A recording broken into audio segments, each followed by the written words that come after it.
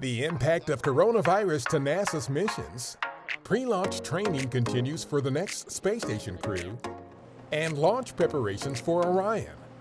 A few of the stories to tell you about this week at NASA. As part of our continued response to the coronavirus pandemic, a mandatory telework policy for non-essential employees remains in effect to protect the health and safety of the NASA workforce. In a virtual Ask the Administrator session, Administrator Jim Bridenstine and other senior officials responded to questions and concerns employees have about the coronavirus situation. Your agency, NASA, is involved in providing solution sets for the nation, and we will be more and more involved as days go on because we do have an extremely talented, very bright workforce and a lot of capabilities that can help. We really have tried to be proactive. Really look at the conditions on the ground and make decisions based on not only the current conditions, but like you said, where things are headed, and be proactive and try to stay out ahead of this. NASA leadership is assessing what can be done remotely, work that will be paused, and mission essential activities that must continue.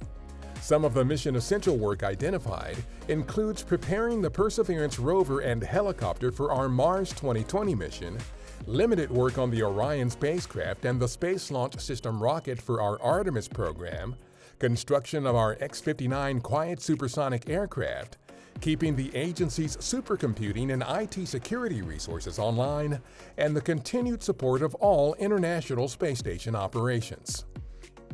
The next crew headed to the International Space Station, including our Chris Cassidy, wrapped up activities in Star City, Russia, then left for the Baikonur Cosmodrome in Kazakhstan to continue training for its April 9th launch. While mindful of the coronavirus situation, the crew already follows a standardized routine that has always been in place to prevent illnesses from being brought to the space station. We're traveling with a very small team. All of us have been in quarantine together, everybody practicing the same health precautions, and we'll do the exact same thing in Baikonur. The Orion spacecraft for Artemis 1 returned to our Kennedy Space Center in Florida after completing some rigorous environmental testing at our Plumbrook Station in Ohio. The spacecraft will now undergo final preparations for its launch on Artemis 1.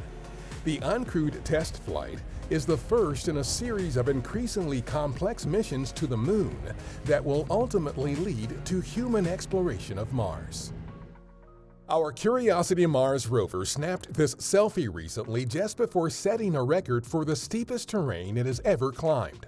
The climb up the Greenhue Pediment, a broad sheet of rock that sits atop a hill, tilted the rover 31 degrees, the most it has ever tilted on Mars.